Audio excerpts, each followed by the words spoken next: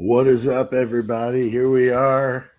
I bet you never thought you'd see Murder Metal Mayhem in a pair of bunny ears, but I'm doing this for you guys because you guys wanted me to do this Easter weekend live for you, and we're going to do that. And these are kind of cool, though. They blink and everything, pretty fancy, if I must say. But I thought you guys would like that. But I'm not going to wear it through the whole thing because it's probably going to give somebody like palpitations because it's blinking and sometimes people freak out. So we don't need to we don't need to do that. Sometimes people freak out. I gotta turn myself off in this other. We don't need to palpitation. There we go.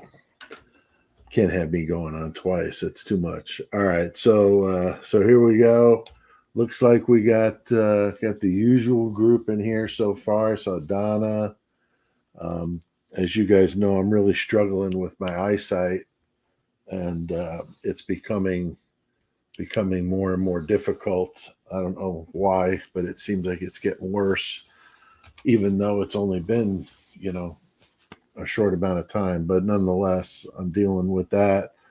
And I can't make the chat any bigger. My wife and I were trying to do that on like a different screen, and it wasn't enabling me to make the chat bigger. But I can see it on my phone decent because I can make it bigger on my phone. So what I'll do is periodically I'll be looking at my phone. But honestly, I hate when people do that when I'm talking to them, is look at their phone. So just know that when I'm looking down, I'm not like checking my Facebook page. I'm in the chat trying to see who's there and who had a question or whatever. So just know that, okay? I will do the best I can, but being able to look at it on my phone works out pretty good, I think. So, but we'll limit this to 90 minutes or less. I don't like to go too crazy with the long lives. I know some channels like to do that. That's not really my thing. But nothing wrong with it. I mean, there's a lot of information put out in some of those, but yeah, I don't usually go for those super long ones. So just, about 90 minutes seems about right. And then when we're done, if you remember the channel, if you remember the Horns High Club, then we're going to go to another live for you guys. And that's the link that I posted, I think it was yesterday, of the members only link, and you go there, and then you'll be admitted in, and then we'll do a live there. But that one's going to be probably half hour, 45 minutes max. I'll be pretty wore out by the end of all that. So that's what's up. But like I said, if I don't see your chat, please don't take it anyway. Oh, I see we got Liverpool, UK here. That's awesome. That's awesome. Some of the names are hard to read even at this. Oh, there's my mom in there. Hello, Mom. What you doing down there? We got Catherine S., of course. And my mom loved the bunny ears, so that's good. Okay, we got the Truth and Justice True Crime. I'm not familiar with that channel. So that's cool. So welcome, guys. Welcome. And the Court Jester. And yeah, just great to see a lot of familiar names there in the chat. So we'll get this thing fired up. As you guys know, with my lives, I don't like to, get into the nonsense of the some of the channels that get into like arguments with each other. I don't go for any of that kind of stuff. Me and AR and Lucky, the three of us, really have want nothing to do with that. That's why, for the most part, the three of us just work together because we've grown comfortable with each other and know that it's going to be a good situation for all of us, and not getting into those kind of trivial arguments that really have no place being aired out on here. But unfortunately, some people do that. But the one thing I wanted to mention about my mom being in the chat, be nice to my mom, but no, you got to watch out though that she's from the Bronx, okay, the streets of the Bronx, so you don't want to mess with my mom. All right, fair enough. Okay, good. So yeah, if you have something to say, put it in the chat. Unfortunately, as I said, I'm not going to be able to read all of them, but I'll read them later because I have it set where it saves the chat. So I can read them later if I don't see yours tonight or today. So don't worry about that. And a lot of it is you guys interacting with each other. I think that's what makes it really fun. And thankfully, we don't have really much in the way of trolls in my lives, but I'm sure as the channel grows, I'll probably get more of them. So whatever, we've got mods out there that can zap them out.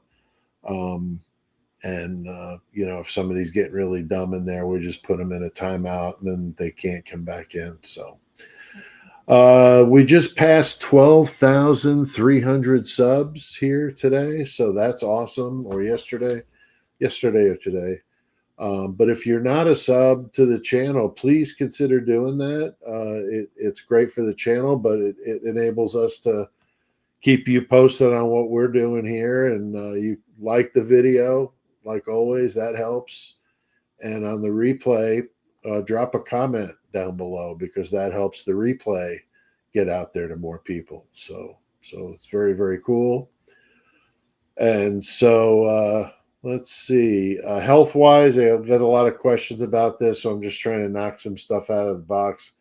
Everything's going okay except for the eye stuff, as I mentioned, but it's cataracts, very, very easily curable. Met with the surgeon, got everything all set up, 2 dates in June to do one eye, then the other. So it shouldn't really put me down much. Maybe those weeks I have the surgery, maybe I might miss a couple days, but it shouldn't be that big of a deal. I'm not expecting much of the way of a disruption. But after that, hopefully I'll be all eagle-eyed and good to go. Donations, if anybody's wanting to do any of that stuff, it's down in the creeper at the bottom with ways you can do that if you want to do that. I don't expect it, but it is appreciated, those of you that do. You could, buy some merch. I had somebody just yesterday bought a book and then also had the shirt order. So kind of both sides of what I do, which is really cool and very nice. And the shirts are really awesome. The Murder Metal Mayhem shirts were almost out of the original design, which was the first one we did, and then the zombie shirts are the other ones, which are really cool because they're multicolored and it's us crawling up out of the graves. It was a Halloween type event, but the cool thing about the zombie shirt is it's got CK in it, and CK was a contributor on the show. He was a host with us. He was remote on the East Coast, a friend of mine from back in the day, and he passed away of colon cancer. It was a long battle, but he stayed with us all the way to the end. And so CK is on the shirt, which makes it special that he's on there because he was a great guy. But yeah, that's podcast stuff. This is different, as you guys know, a lot different. If you've heard the podcast, you definitely know this is not at all like that. That's a little more in the rough language and adult humor, dark gallows kind of humor. So if it's not your thing, just don't go there. It would be better to not travel that way. But if you like that kind of stuff, then yeah, the podcast app or the tab on the page will let you listen to all the episodes. So you got 260 something episodes on there that you can listen to if you want. We've done a lot of the old solved cases and that sort of thing. Current stuff too, but the classics, Gacy and Dahmer and Bundy, and then we've done really obscure ones like the Texas Eyeball Killer and just some of the more weird ones. We've done prison escapes. We've done all sorts of interesting. We've gone to Australia and have our buddy Mick on there, an Australian cop. and we do some Australian true crime. So there's a lot of fun stuff on the podcast. But like I said, the language is not for everybody. But all right, well, let's see if I've got anything else before we move away from this. Again, the Horns High Club, you guys, if you want to come to the members chat, go there after this on that other link I gave you. So, one thing I wanted to kind of start this out with, because I've been seeing a lot of this stuff lately, and it does definitely make you wonder, is it even possible for Brian Koberger at this point to get a fair trial? I mean, when you look at like people in the true crime community that are either one way or the other, I mean, it's very polarized. You got one group that thinks, he's guilty, it's done, he's toast, and he's done with. And then you have another group of people that think he did nothing wrong and there's just absolutely no way. And then you have a group in the middle that's kind of like, well, and I kind of think that's where I am. I've said this many times, but we always get new people to the channel. So I want to make sure I'm not leaving people behind. And so, here, we just, have always tried to, deliver, good stuff for you and give you, up-to-date information as best we can. And the YouTube channel started much later than the podcast did, because the podcast was 2018, and then the YouTube stuff was not this last December, the December before. That's when I restarted this all up again. So it's been a little over a year. So it's been a lot of fun doing it. But yeah, so that's how this all works on the organizational side of things. But can Brian get a fair trial, though? I mean, could he get a jury of his peers to not be swayed?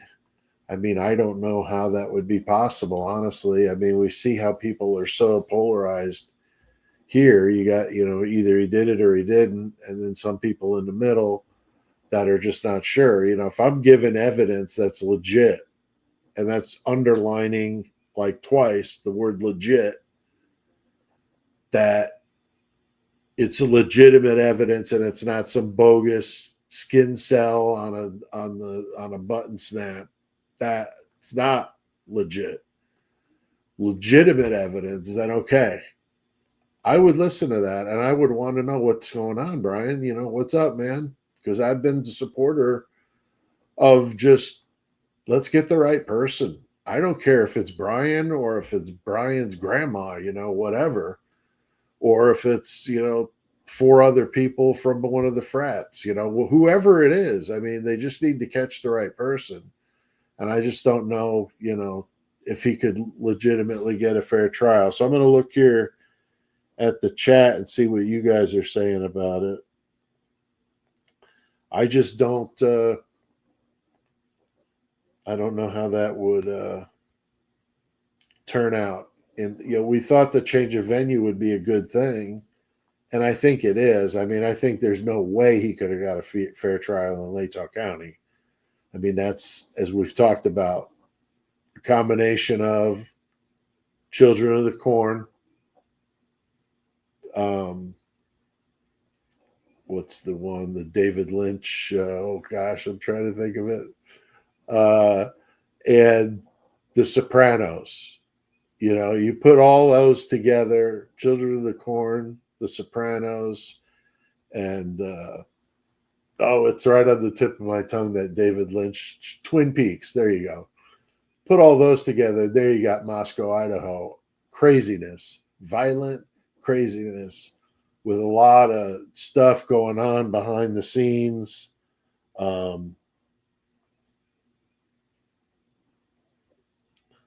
Let's see. Yeah, Court Jester says Twin Peaks, Children of the Corn, true, from Shelley. Got somebody else here.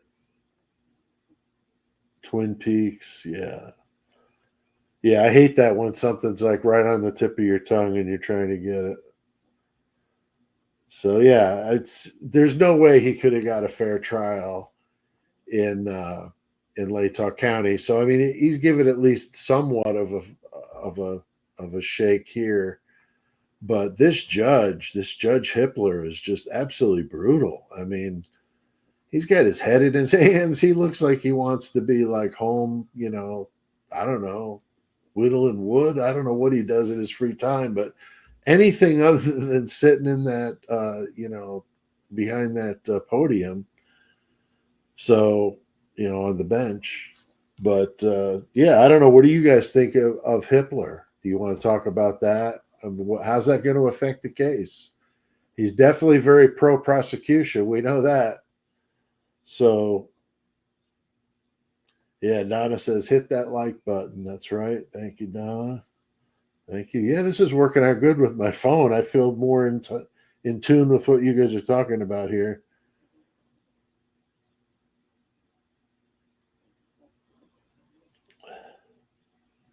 Yeah, a lot of people are saying they don't like Hitler. I don't know how you could. I mean, I think that guy's like grandkids don't like him. Like he just seems like a miserable prick. So I mean, you got a guy like that running the show. I mean, that's not good. I mean, let's put it this way: if you're reminiscing about the days of Judge, then that's not good. Okay, that's not things have not gone well for your side if you're wishing back to those days, which he was very pro prosecution as well. But at least the guy was personable and he had a smile on his face most of the time, and I'll give him that. But I don't know how he would have been running a full blown trial, but compared the two, I mean, personality wise, Judge is by far the superior of the two. But technically, I don't know. I mean, I'm not a lawyer. Don't pretend to be one. Let's see here. Yeah, Truth and Justice, True Crime, um, with Anna D. I'll have to check that out, Anna D. If you think of it, email me, Pete at murdermetalmayhem.com, and so to remind me, because I want to make sure I check out your channel. Hitler is biased, so yeah, he doesn't want to be the judge. I think the Supreme Court there in Idaho is the one that selected the guy. So it's just like the Delphi case. They put this judge on there that's miserable. In that case, a female judge, Judge Gull. And so Francis C. Gall. How just crazy is that? And then you had Judge in Moscow.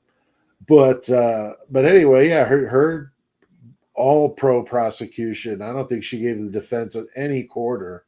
It was just brutal, the whole time, and she was miserable about it. And that guy's doing 160 years, so, and I don't think he did it at all. I feel more strongly that Richard Allen didn't do that crime than Brian not doing the Moscow, Idaho. That's how strongly I feel that Richard Allen is completely innocent. Brian, I don't know. I mean, I've got some questions, but overall, I don't think they have anything on him. Certainly not legally. Have I seen anything that would pin this on him like you did this? And the DNA is what everybody hangs their hat on. Judge Gargamel. That's funny. Roger Thompson.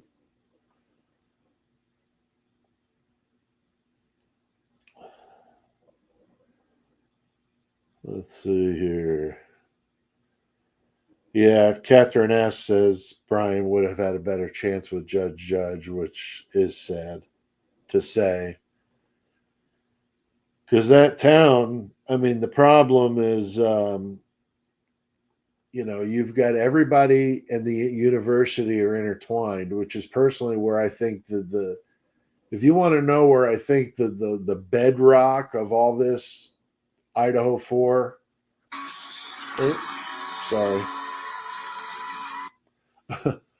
the bedrock of the Idaho 4 is really that university and its grip on the entire town. I've never seen anything like it. I've never been there, but everything I've read and watched and seen, and people I've talked to that have been there, it's a weird kind of vibe going on there. It's a big small town. I mean, 20,000 people to people out here in the Midwest, that's a pretty decent size.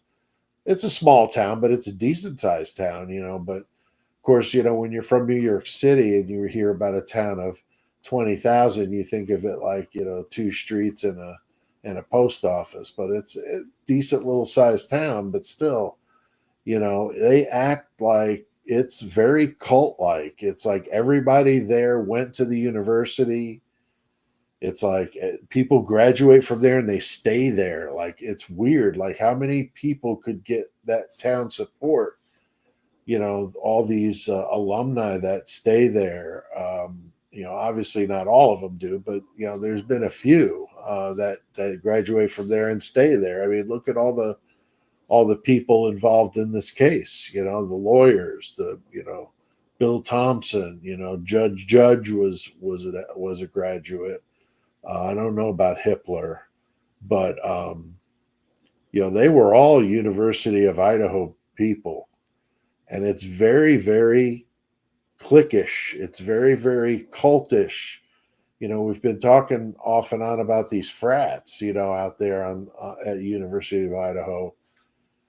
I mean, it's ridiculous that they're even allowed on these campuses. I mean, I can't imagine sending a kid to a college or university at the amount of money that they want and then put them in that kind of a situation. Now, I know it's not everybody has to join a fraternity, but, they recruit people and they convince them to do it. And, so you have that peer pressure thing. So anyway, could you imagine having your kid involved in one of those and you finding out all these wild, they're not supposed to talk about it, but I mean, these wild rituals and just some really like horrid stuff, really, really bad. So that's where a lot of that stuff comes from when you think about, who early fingers being pointed at, the access, they were right there close by. Obviously, the fight with Ethan and Loach that we've heard allegedly about at the party, maybe spilled over outside, chased them down, or went to the house after things cooled off and took care of business. It's very possible. It's very possible. But yeah, I don't think Hippler is going to be good for him at all. I think he's going to be struggling with for him at all. I think he's going to be I think he's going to be struggling with hang on, sorry. So yeah, it's just going to be a mess if Hippler gets his claws in this thing like I think he wants to.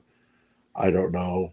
I mean, how close the guy is to retirement. Maybe he figures this is his big case. He's going to write a book and retire and call it quits. I mean, I'm sure he can make quite a bit of money doing something like that. But I don't know what his record is. Again, I don't know much about him, how old he is. He seems older, but I don't know about being like ready to retire. I don't know. People retire at different ages. Okay, I got one here on the screen. Oh, I'm trying to read that. It's a super sticker, and I'm trying to see who it's from. Heather Quinn or Heather Queen. Sorry, Heather, I can't quite make that out, but I appreciate your super sticker very much. Yeah, this is ridiculous. I got to get my face up on the screen like that to see it, but it's crazy. Why is everybody on the screen? There we go.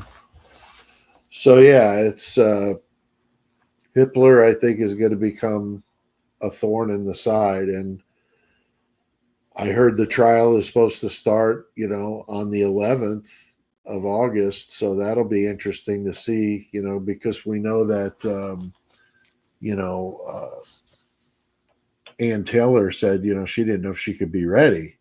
So now it's like, well, I guess you're going to have to be ready. So, we'll see how that works out. But what I got thinking about, I was going to do a video about it, is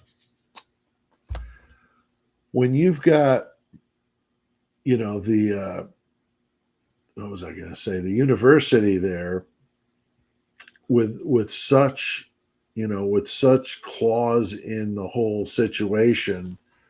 I don't know, no matter how you cut this thing up, that you would even know, you know, would ever find anything that they hadn't somehow tinged in some way. I think there's just that much of it out there going on that I think that it would be difficult, you know. But yeah, there's just so much about this case. I think that's just got us all completely, flummoxed. I mean, you think about one thing, it's like you go from one thing to the next. I mean, even just talking with you here now, it's just hard to not do that with this case, to just focus on one thing specifically. But it does seem like there's so many rabbit holes to climb down. You just want to keep climbing down.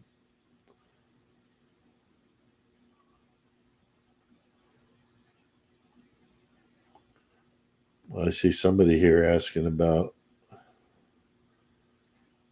having coffee with Howard Blum, because, of course, he wrote that book, Catacomb Man. Yeah, I love that name. That's cool. That's cool. Yeah, I wrote a story. I told you about that. Wrote a story about the catacombs out there in Europe, and I was thinking about, I have an audio version of it. I was thinking about releasing it as an episode here for like just kicks. You could hear me read it, and it's about the bone churches at the catacombs and all that kind of stuff. And so yeah, it's from my last short story collection. So, but yeah, I think it's unfortunate, when you have these judges like this appointed, and you roll the dice when you change venue. I mean, like Donna was, or Catherine was saying, too bad, we almost wish we had Judge again. Oh, here I see another one here. Let's see what this is. Oh boy. It's a super sticker. And I wish, let me see if I could see it on my phone.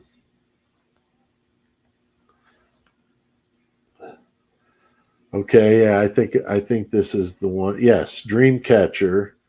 Um, I have to go. My girl is flopping and panicking again. Pete, take care. Chat soon. We'll catch the rest on replay. Hell yeah, man. Thank you. Thank you very much. Thank you for that.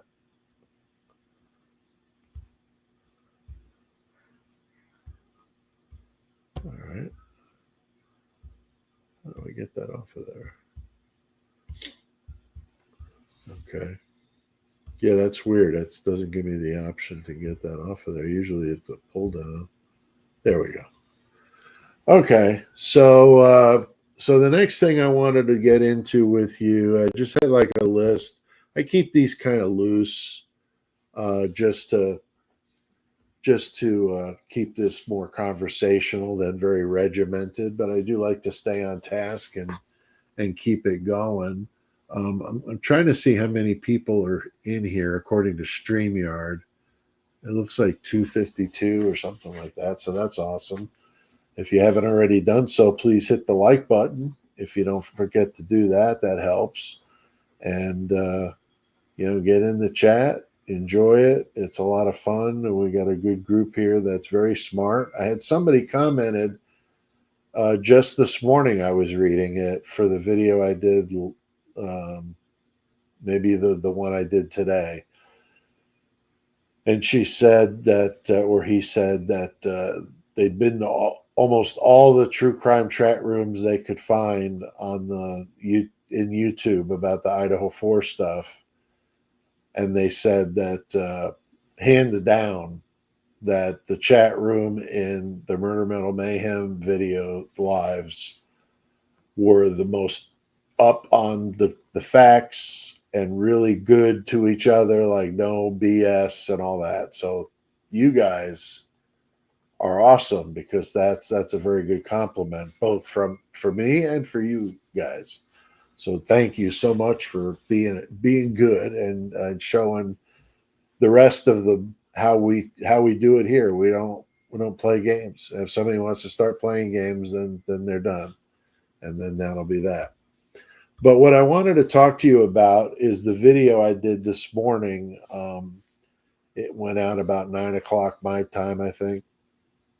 But on the theory I came up with, I kind of talked about this a little bit on the live I did with AR Hayes on Thursday, but I wanted to, talk about it with you guys too, because the video's out now, so it's blowing up. I'm getting a lot of views for it. It was approaching 8,000 when I left to get ready when I relocated out here to get ready to do this. So I'm sure it's probably over 9, maybe getting into the 10, which is for me really good for a video before 24 hours. I mean, that's good.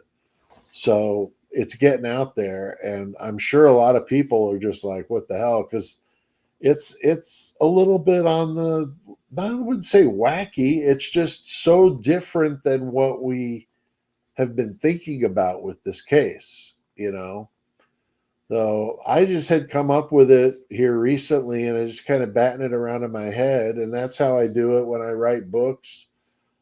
I have an idea in my head of how I want to do something, but I have to have it make sense, like it has to make logical sense. That's why, like I was telling you guys in the beginning, when I started doing these videos in the early days,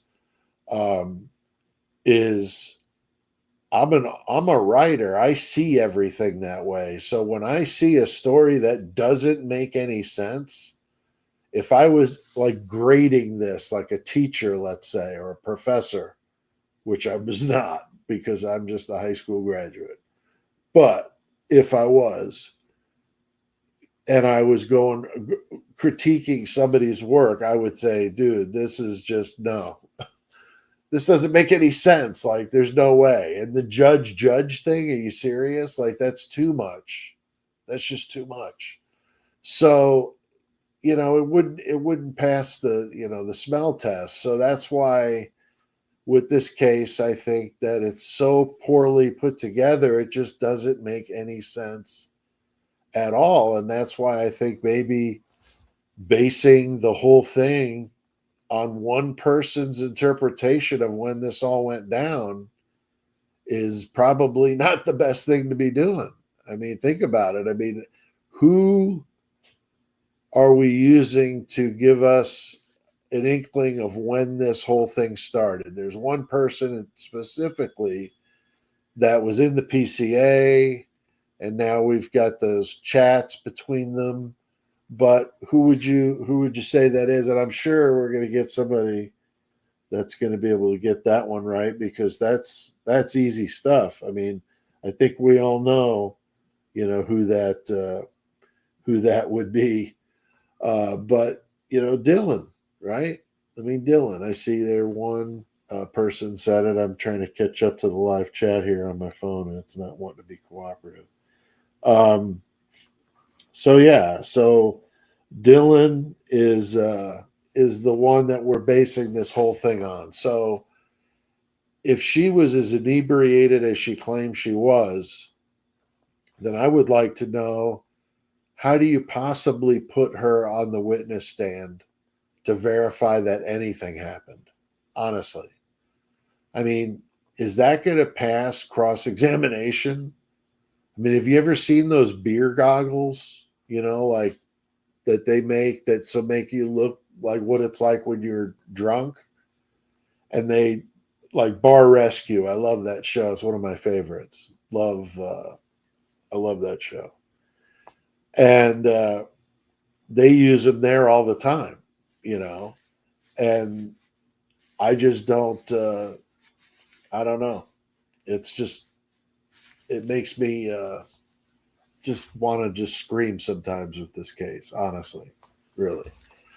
So yeah, you've got this, situation where everything's being based around what Dylan says happened at around just after 4 o'clock in the morning.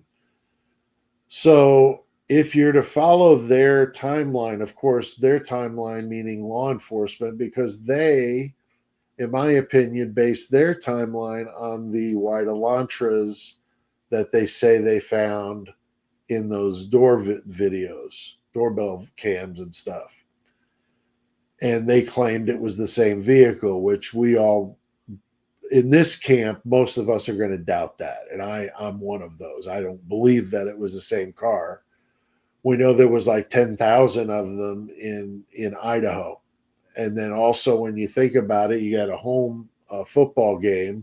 So all these people from out of town, you got WSU across the border there with their family parents weekend. So you got all these people coming to the area from out of town. And you don't know how many of those cars. I mean, I don't think that any of those cars match at all. I mean, you're seeing like fleeting glimpses, blurry.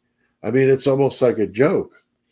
I can't imagine they couldn't find one decent camera where it showed him behind the wheel or caught the license plate or something like that. Because if that was the case, then that would be something different, right? If it was right there. But like I mentioned in my video, we're supposed to believe that this guy, circled the house 2 or 3 times and then did a 5-point turn into the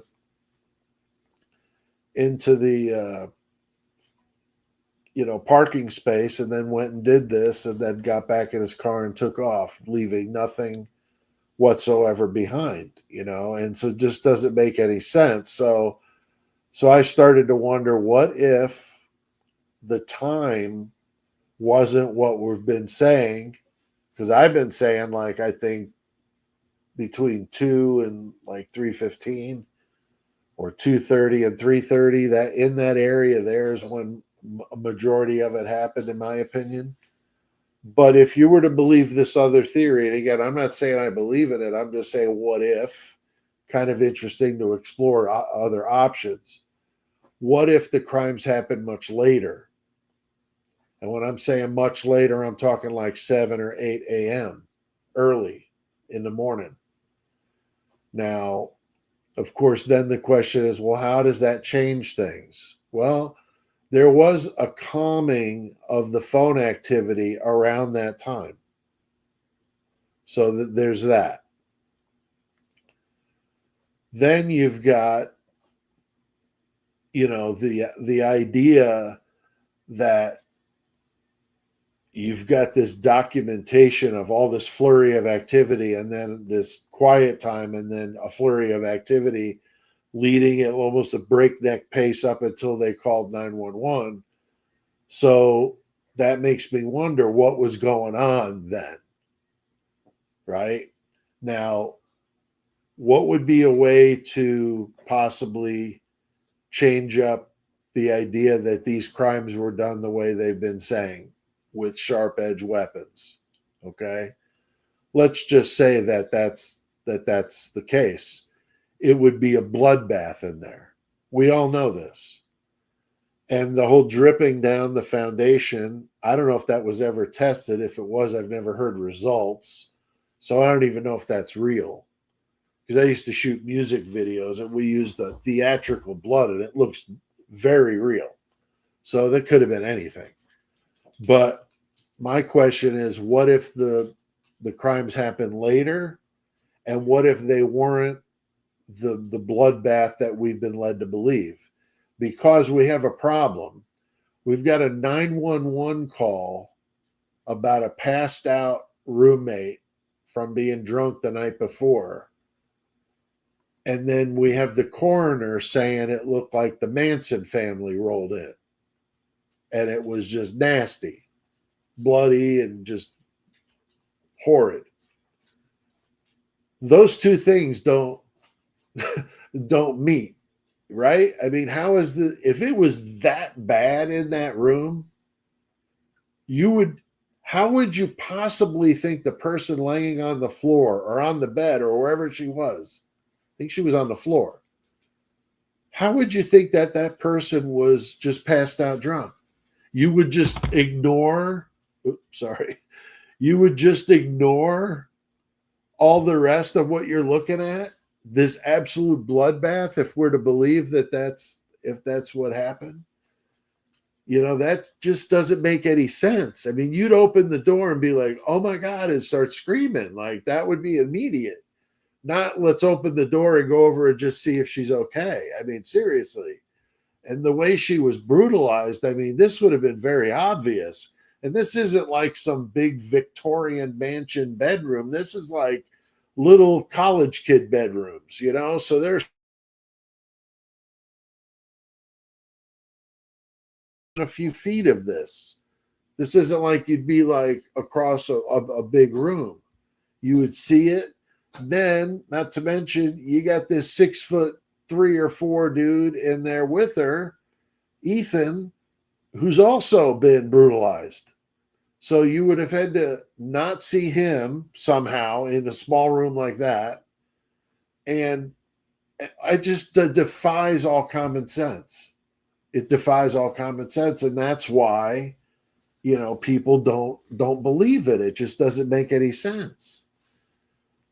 So if they say that it was just the girl passed out in her room, and then 13 hours later, the coroner's saying it was a really messy scene, something happened between noon and 5:30 p.m. when she rolled in there to go do her thing. Something changed in there. There's no other way to put it. Not to mention the fact that you had all these people there. I just saw in the comments this morning for the video I did about this morning. And it was a nurse, I think, or somebody in the medical field that was like, oh, yeah, that coppery smell of blood. It was very distinctive. And that much of it being released, the house would have been horrible to be in with the smell of that on top of the decomposition, which, if we've been led to believe it started at 4, you're talking 8 hours. If you think of what I'm thinking, it's more like 10 hours because I think it started earlier. But if you're thinking like this with an alternate time spot of 7 to 8 a.m., somewhere in there, then that's much less time. So that would be much less of a smell. It's still going to be smell, don't get me wrong, but not going to be quite as pungent as it would be 8 hours, 9, 10 hours into it, right? Not to mention the fact that the longer the body sits there and waiting for the coroner to do the assessment of, time of death and all that, it depreciates the accuracy of him or her findings. So when Kathy Mabbitt did what she did, she's measuring the body temperature as compared to the temperature of the room. But if somebody's smart about true crime, I mentioned it in my video, Richard Kuklinski, the Iceman, the mafia hitman that used to put his victims on ice to throw the police off so they wouldn't be able to figure out the time of death. And so it's been done. And what would prevent them from turning the heat off?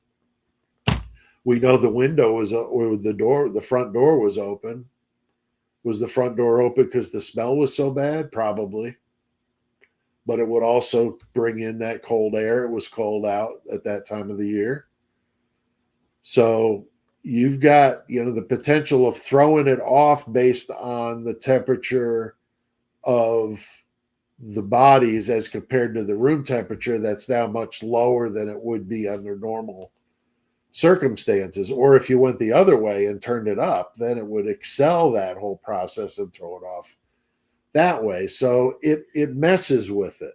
And that's what I'm saying. I don't understand why she took 5.5 hours to get out there. I mean, maybe it wasn't her. Maybe that's how it works in the police, that because I think she mentioned in her interview that she was told not to come out there until then. So let's see here. See, we got this cat lover got a $10 super sticker. Thank you very much. That's very nice of you. You guys are awesome. Here I go, not trying to get that off the screen. It's weird. Oh, it's that one to cooperate with me. So I think it's very possible that you've got,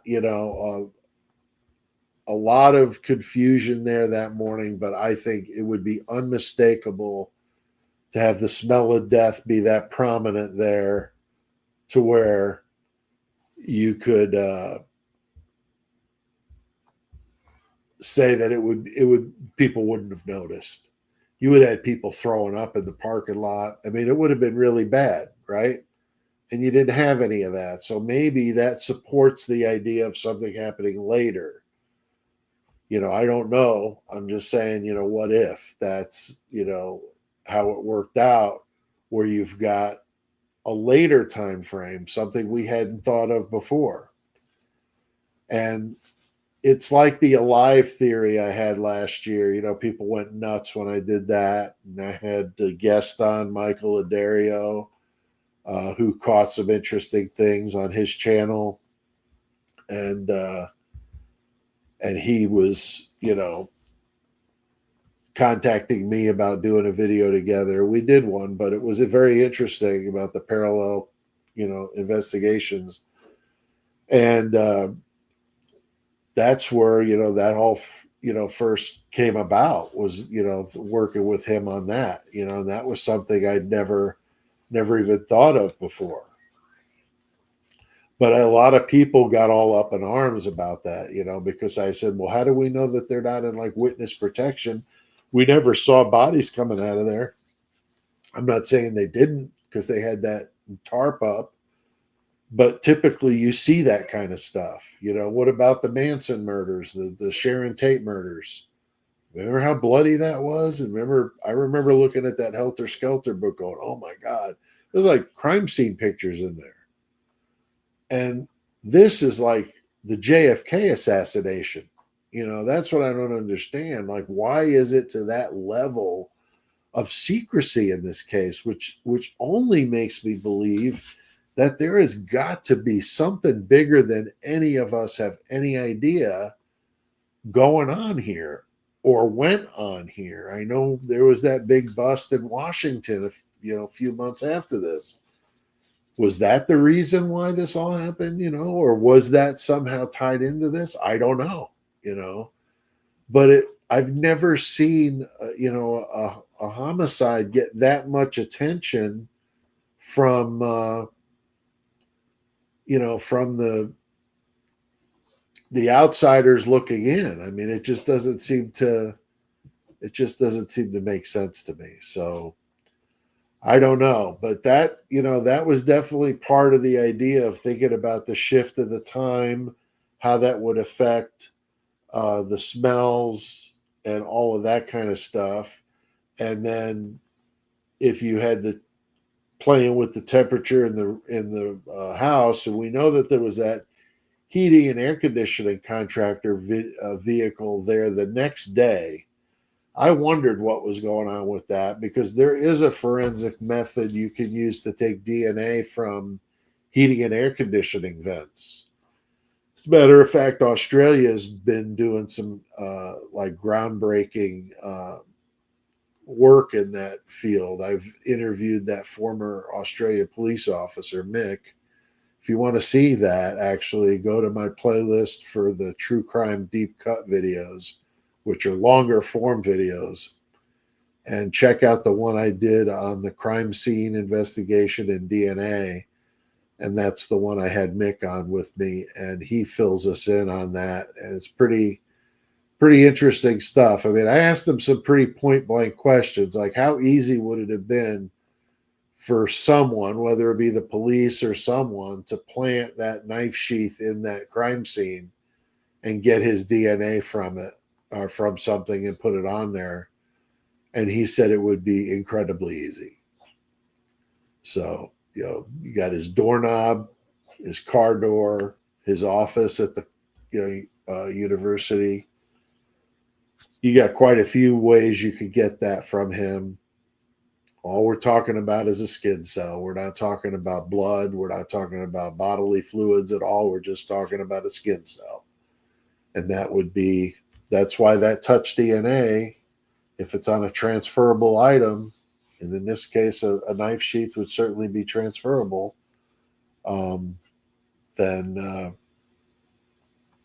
it doesn't count. It's not looked at as legitimate evidence. That's in Australia. Also in our military, the U.S. military, same way with their court system. So I'm seeing some highlighted ones here, but I don't know if they're highlighted because I messed up something. Okay, maybe they're not. I'm sorry. I'm trying to keep up with these guys. I know you understand. I just don't want you to be like, what's going on with this dude, man? I'll try to get these on my phone. They do look really good on the phone, though. But I appreciate the super chats, guys. You guys are awesome. I usually don't get a whole bunch of them, so it's nice when I get a few. So thanks a lot. Sometimes people like to do the gifted memberships. I think that's cool. I'm pretty sure there's a way I can gift memberships to you guys. I have to find out from AR and Jen how they do that, because that would be cool to do for you guys. So I'd like to, be able to do that. All right. Well,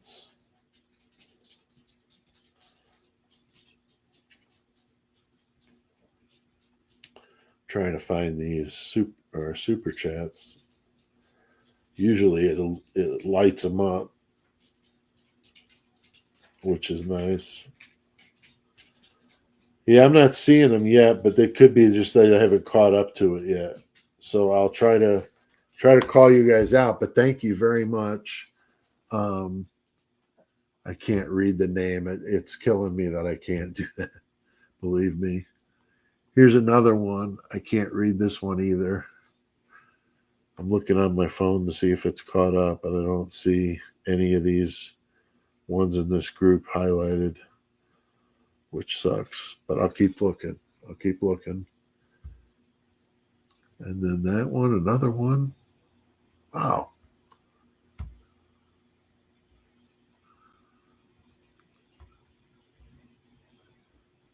Okay, she's been a member, or she became a YouTube member. For some reason, that green, I could see it a little bit. Ashley Shoemaker. Very cool. I got a friend by that last name. I wonder if you guys are related. So very cool. You guys, thank you very much. I have to buy some Easter eggs or something, but I will see. Peter, the name Peter, my mom named me Peter for a reason, actually. I'll throw this aside in there while we're talking about this. Something you don't know about me. But in my family, the name Pete, or the father always names his first son after his father. So as far back as we could go in genetic history, that we've looked into it, it's been Peter and Joseph and Peter and Joseph. So my son is Joseph, and then his son is Peter.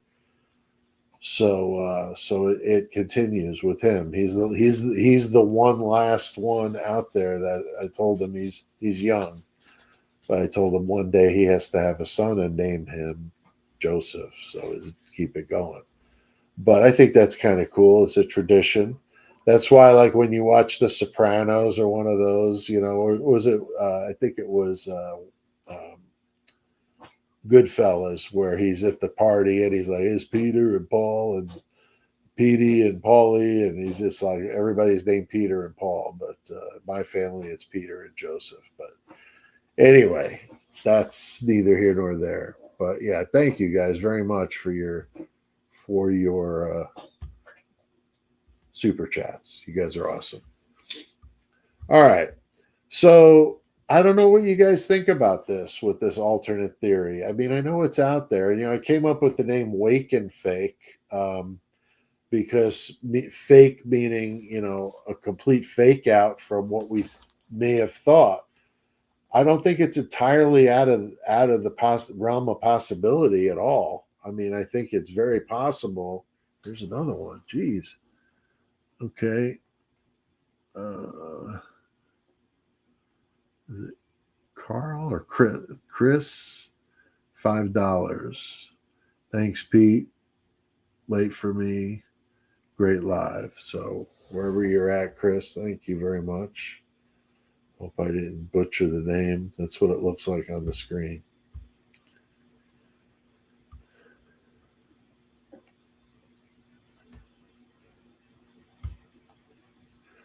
Now I'm in a trap where I can't. There we go. Yeah, see, YouTubers usually don't make enough money to have like a bunch of interns working for them and people to handle the techie stuff. They just sit down and do it. Most of us are doing all of it. Most of us are doing all of it. All right, here we got another Angel Maine, the dollar super chat. Thank you very much. And there's my friend Donna Limbo, and she gifted 5 Murder Metal Mayhem memberships. Thank you, Donna. It's very generous of you. She's the East Coast connection over there. East Coast connection. That's where I'm originally from. And I don't have the accent really much anymore, but when you hear my mom and dad talk, you'd think you're on the set of The Sopranos. It's great. I love it.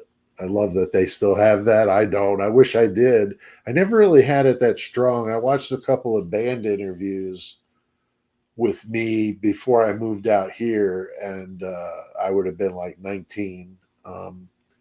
And I had a slight accent when I listened to myself in that video. I had a slight accent, but not really, nothing like my parents. So yeah, it's interesting, but yeah, love the accent. All right, so I don't know. What do you guys think about this? I mean, am I going out of my mind, or do you think that there could be a possibility, just a complete? So so so I guess I didn't finish. I'm sorry, I did not finish this. So then my question would be, how do you subdue them that late? Because if they went to bed drunk, they could wake up at 6 o'clock to need to go to the bathroom, right? That's what I don't understand. And none of this discussion, nobody uses the bathroom over the course of that many hours. But they they would have maybe had to get up and go to the bathroom or whatever. It's too risky to assume they're going to still be asleep at 7 o'clock. So what if they went in there with gas? Now, remember, whether we believe her or not, she said that Dylan said she saw a fireman in the hallway with something in his hands. Well, what if that was somebody with a gas mask, with a gas dispenser? I don't know how they shoot that kind of gas. I was in the Army, but I didn't do that. So I don't know exactly how that's done, but I can imagine. I know they use grenades and stuff for it, but I'm sure there's some sort of shoulder mounted or some sort of canister type where you would let the gas out as you go, and then they put them to sleep, and then they'd be asleep, and then you could even tie them up once they were asleep, and then whether they wake up or not, they're not going anywhere, and then you come in there and pop pop pop pop, and that's that. And that's going to be a lot less messy than 4 people being butchered with knives and axes and whatever else they were saying that could potentially be involved here. Different wounds, not the same wound. I mean, these people going crazy about this K-bar. We don't even know that it was a K-bar. They've never heard anything about any measurement of the wounds and how does it compare to that blade. Could that knife have made those cuts, or would it have been something else? And maybe if the wounds were different, we know Steve G said the wounds look different between Madison and Kaylee, then that leads me to think that you're talking about two different weapons there, a knife and maybe a hatchet or an axe. I don't know. I mean, these are supposed to be gnarly. So if it was that bad and that bloody, that's why I'm saying that 911 call would have been a much different phone call. It wouldn't have been this clueless, I don't know, pass the phone to Herb. I don't know, pass the phone to her. Seriously? Your friend is drunk and passed out. Deal with it. Like I don't understand why it would have been that big of a deal, but they knew that that's not what it was. They already knew what the situation was with her. This was when the play acting began, in my opinion. That's what they were doing, all those hours getting ready, and I think maybe staging the scene. Now, I don't know why you would stage the scene, but maybe they wanted to make it look like it was some nut that came in there and did that. Well, they could have manipulated the bodies that way, but the wounds would obviously be much different because now you're talking about post-mortem wounds as compared to when they were alive, so they're going to bleed different. So there's that. But if everybody's in on this whole thing, like that may not matter. Maybe it didn't matter that each of them had a 22 in the head and there's put in a body bag and taken out of there. Nobody sees anything anyway. None of the families that I'm aware of saw any of the bodies or anything. They were told it was so horrible, it was so gory. Well, when you think about it, right, if you're trying to be slick and trying to avoid anybody knowing that they were just, SHOT, I don't want to have a problem with YouTube, then you would tell them it was so gory beyond belief, you just can't see it. It's just too much. You can't even recognize her. I'm sorry, but it's too much. The only case when that would come into play would be something really barbaric and violent like that. So it's like the perfect excuse for them not to see the body is what I'm saying. So now nobody sees anything. Were there autopsy pictures? Is anybody going to see any of those? I mean, I'm not asking to personally to see them. I'm just saying, like, I don't understand. Of all the true crime cases I've covered in the over 40 years I've been following true crime, I've never seen a case where you have zero stuff out there. Like I said, it's like the JFK assassination. But even with the JFK assassination, those autopsy pictures eventually came out.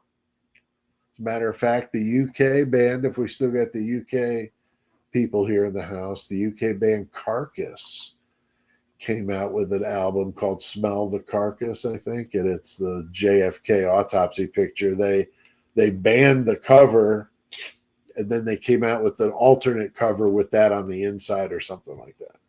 So, any Carcass fans here in the house? I don't know, but anyway, so I don't know what you think about it, but I think that it is out there. It is kind of crazy, but maybe it would help explain some things about the difference between what those college kids saw making that 911 call and what it looked like when Kathy Babbitt showed up at 5:30 that day.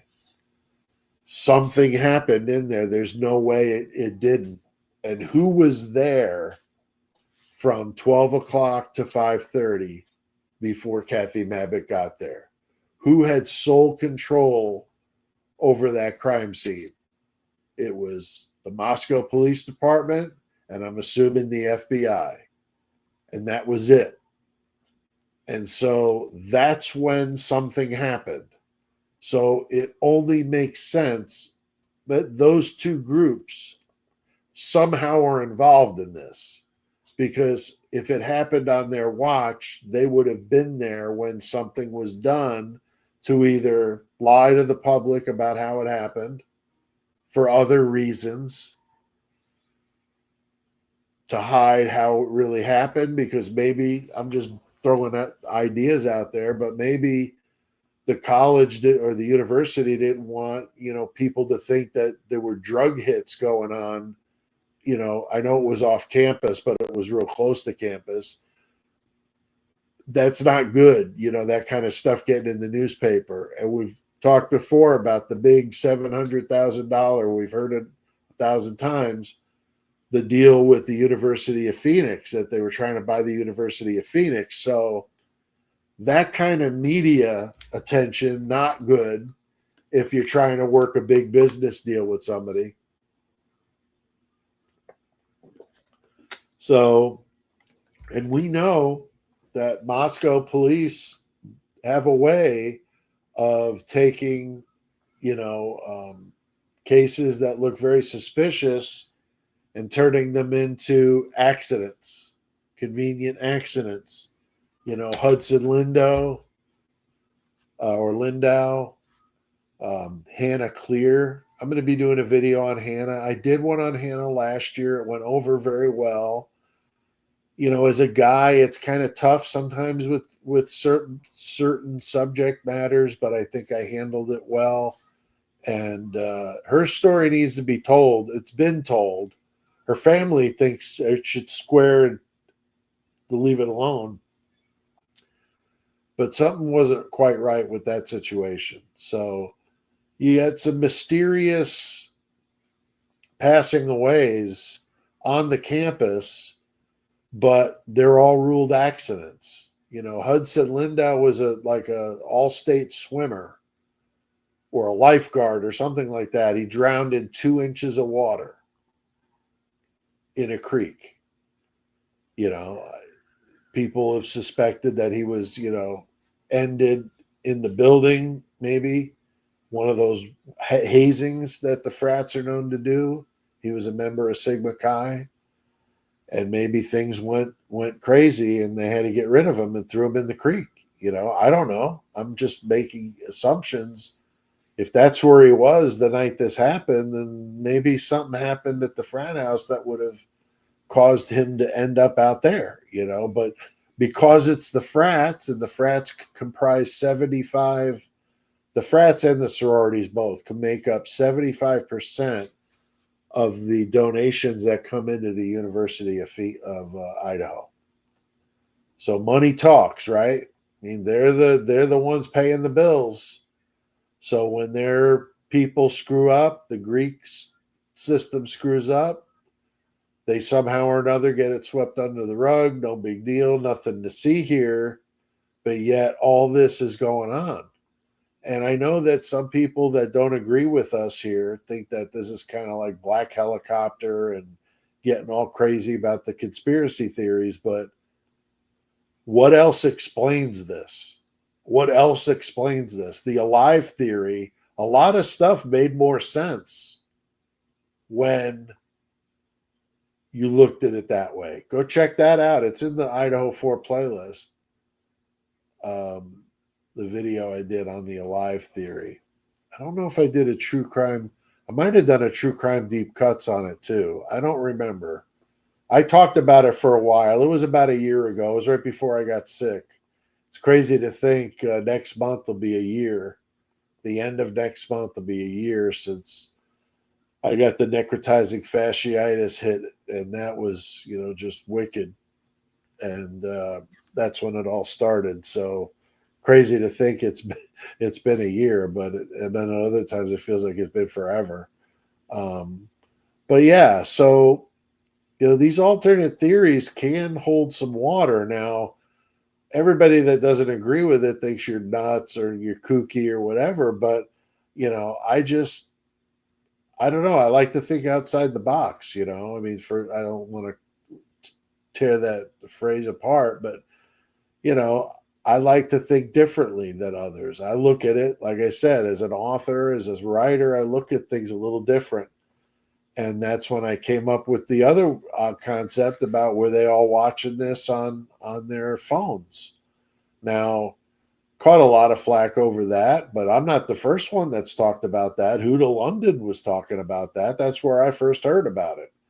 As a matter of fact, I credited Huda in my video that I did about it because that's where I heard about it. That's what I don't understand. I get people in the comments wanting to know why I don't talk about this creator or that creator. Well, if they're not talking about me or and giving me kudos, then I'm typically not going to be going there to look for it if I don't even know it's there, or they don't reach out. I reach out, I've done interviews with people I admire here on YouTube, and there's a whole playlist for the interviews I've done with Lucky, with AR. I mean, I've done several of them. CJ, Evil CJ. So I've done quite a few. So, there's a lot of that. I even interviewed Brian Koberger's professor, Catherine Ramsland. This was before this happened, but she did an interview with the podcast. She had a book coming out on spree killers, and I did an interview with her. But it's on there in the playlist if you want to check it out. It's pretty interesting. But she was one of his professors at DeSales before he went to Washington. So yeah, I was just checking the time. It's amazing that time seems to fly when I've done these. It's 10 after 5 or so. I want to get to some of your questions or comments. So I'm going to open the chat back up again on the phone and see if I can get any of you guys. At least I can acknowledge you for being awesome participants to this. It's such a cool thing to be able to do this, to be honest with you, to be able to reach out to people this way versus just through a video. I think I think you get a lot more I'm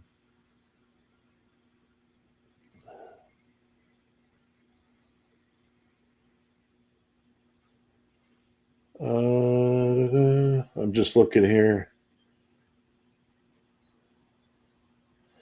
I see here Amy says, who believes there's more than one murderer? And then after that, Psycho Sven 69 says at least 2.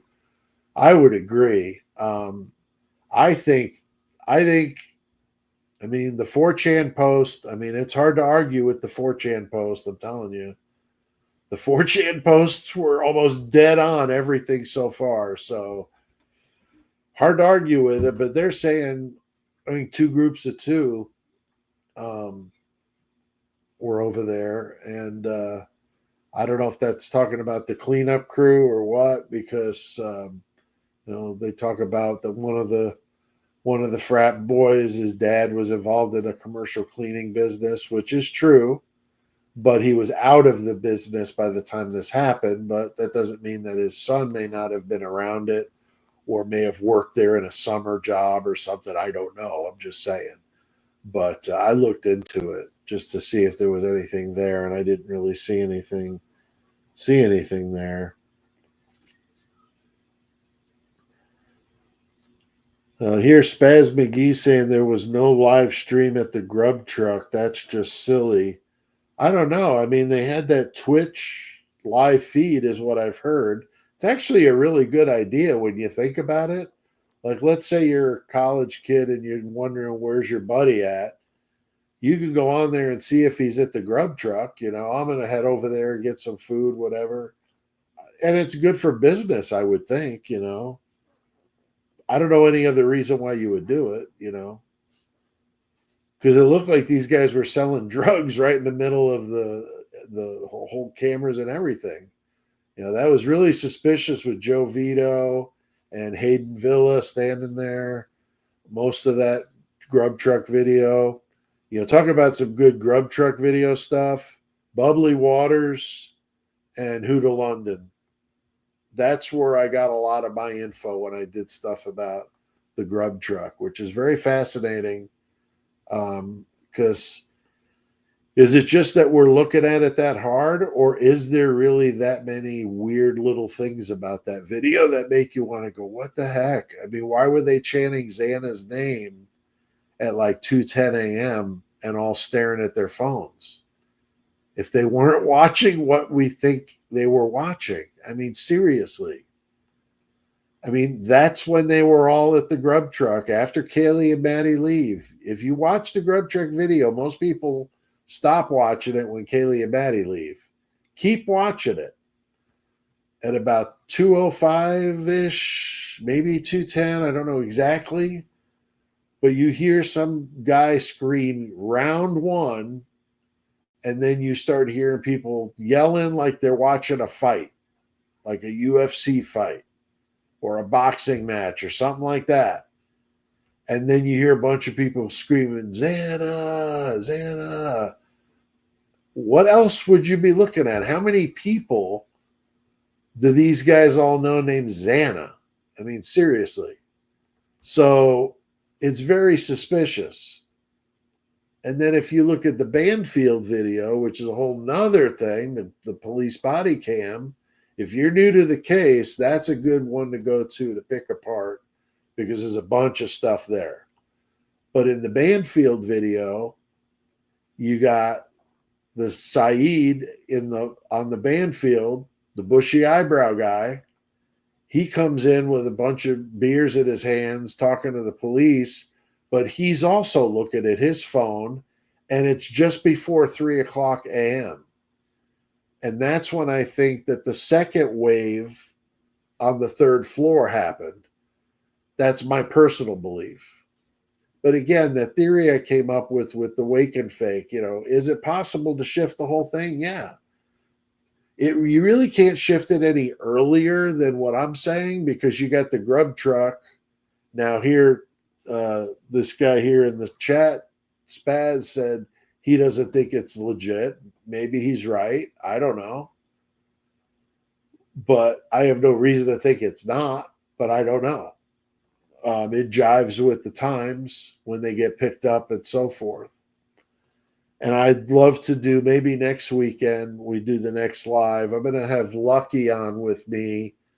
It's either going to be Thursday or Friday. So what I'm going to try to do is if I have an opportunity come up for a guest, I'm going to try to have them on a Thursday or a Friday night, like 7 p.m. Central, to do a live with me. And then I'll do my normal Saturday or Sundays just by myself like this.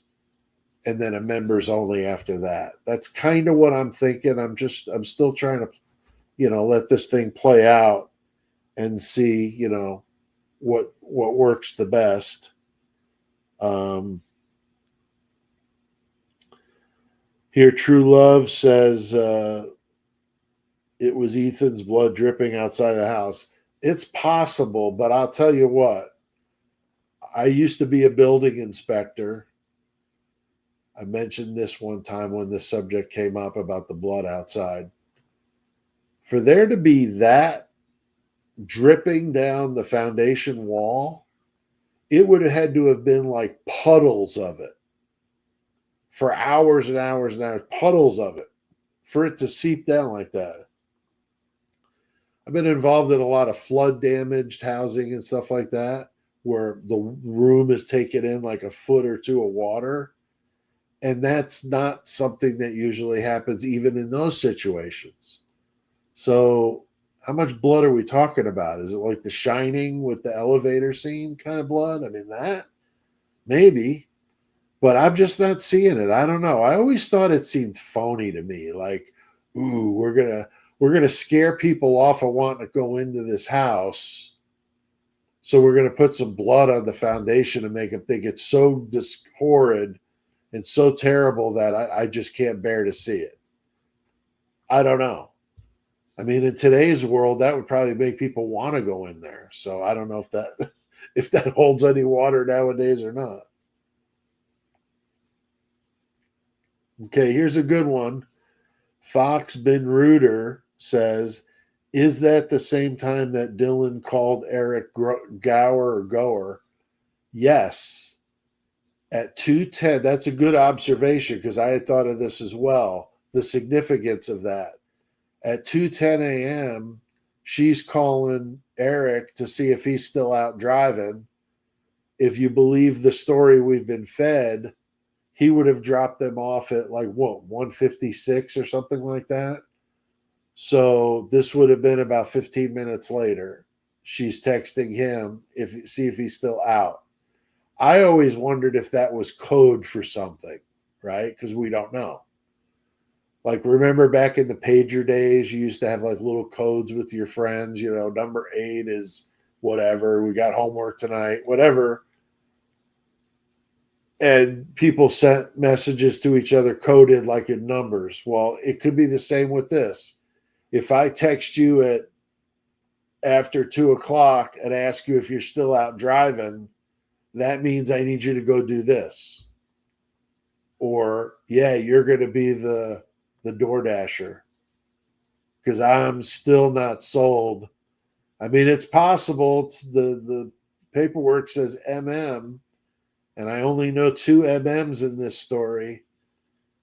And they're both lived behind the house or lived, not now, but lived in those houses behind the 1122 King Road up on the hill. There's houses up there. They lived up there. The male would be Matt Moy. He was living there. He had a deck off the back of his house. You could see completely down to their house. Some say branches were even removed to make it more accessible. And that he also liked to take pictures with a camera with like telephoto lenses and stuff like that. I'll leave that there. But that was the deal with him. And then right after these crimes happened, he joined the Air Force and left for South Dakota. So he was gone. Now his sister, also named Madison Moy, was a sorority girl. She hung out with all of them. She had been in that house before many times. They all had. Matt had been in there, I'm sure, but definitely Madison because she was part of their little clique.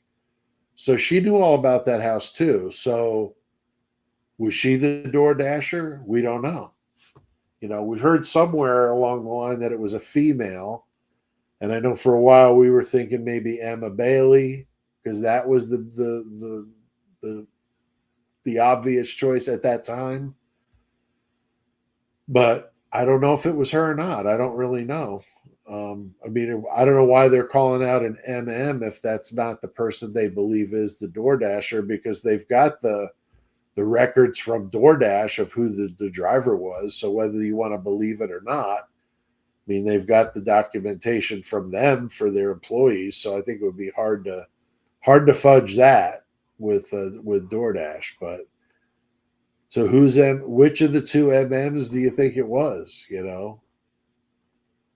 It'd be perfectly conceivable that either of them could have been doing that for extra cash.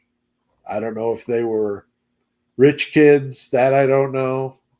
I just know that they both lived up on that. I think that was Walenta, and they lived up there. And Matt lived in this like small house with a lot of overgrown like shrubs and stuff, and he lived there. And you remember when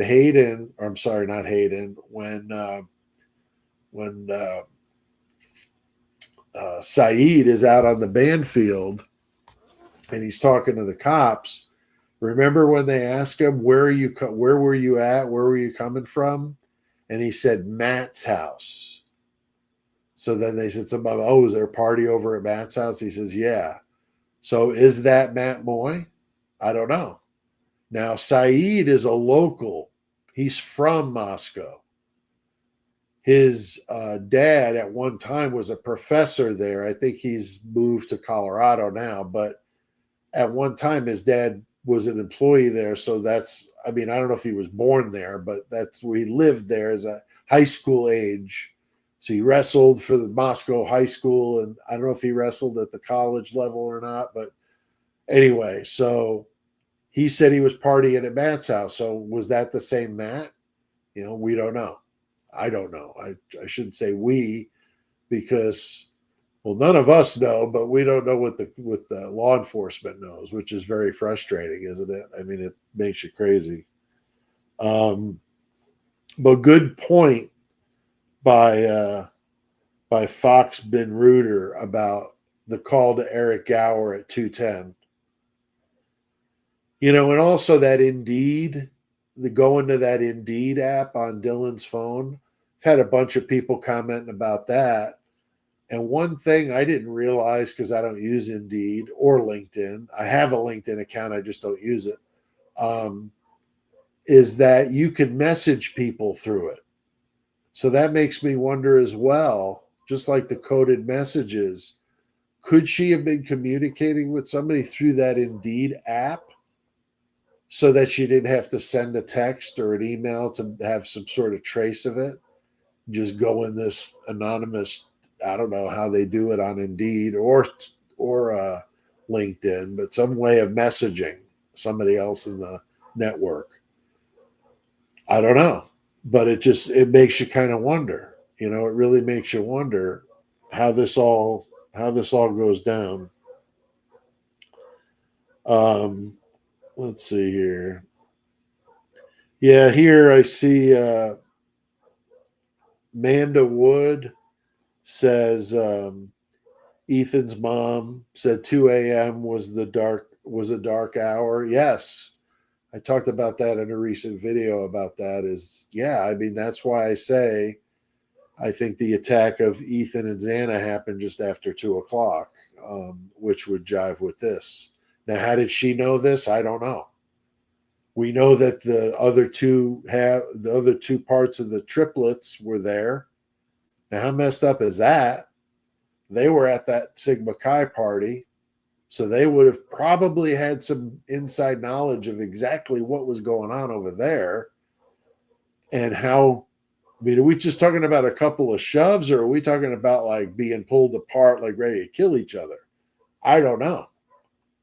But that's what we don't know. But I'm sure, I would assume that his brother Hunter and sister Maisie, being at that party, would have probably either seen it or been privy to somebody that had seen it, because this, is a fraternity house, but still, they would have known. So I think that that makes me question what exactly is going on with the Chapins. I did a video about that. What is the deal with them? I mean, you send your kids back there after that happened? I mean, that's nuts. I mean, I don't know. I would send my kids somewhere far away from there. I'd send them far away from there. Definitely would not have them going back to the University of Idaho. They would be as far away from Idaho as I could find. Fresh start, somewhere else, get the heck out of here, try to put this in the past. As tough as that would be, losing a brother, especially a triplet like that, it's just awful, awful. Let's see. I'm dying to know who this alternate subject is going to be. I think that's going to be interesting to see how that plays out. We'll see what Ann Taylor's got in store. But we're coming up on 2.5 or an hour and a half. I'm sorry, hour and a half.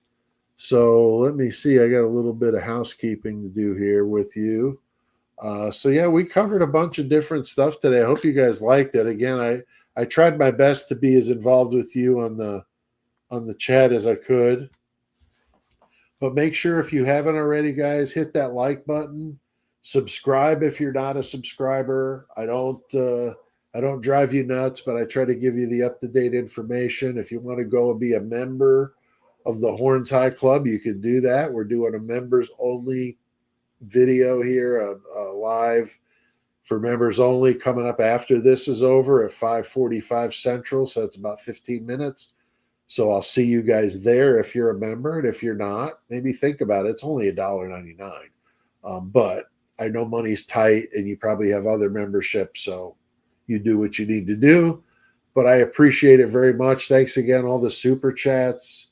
You guys are amazing as always, and I appreciate you very much. And stay tuned for when I'm going to do the live with Lucky, either Thursday or Friday, but it's going to be good.